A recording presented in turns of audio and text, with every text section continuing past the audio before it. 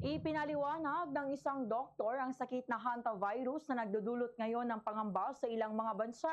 Sa panayam ng Bombo Radyo Kawan kay Dr. Mel Lazaro, isang internal medicine, sinabi nito na ang naturang virus ay nag-originate sa Hanta River sa Korea noong kasagsagan ng Korean War.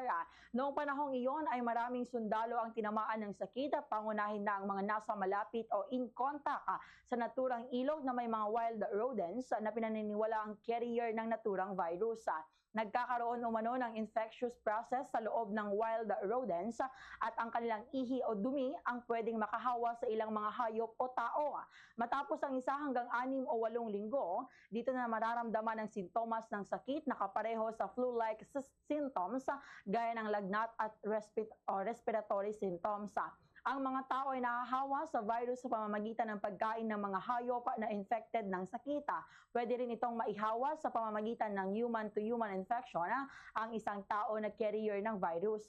Ang pinakamalalang sintomas naman ng sakit o sintomas na maaaring maibigay ng hantavirus ay ang hemorrhagic fever with renal syndrome kung saan umiihi ng dugo ang infected individual dahil sa pamamaga ng kidney na mas mataas ang mortality rate.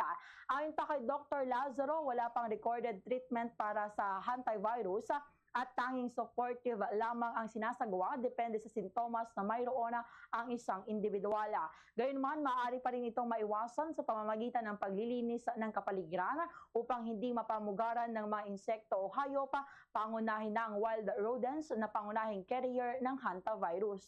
Ganito ang bahagi ng pahayag ni Dr. Mel Lazaro.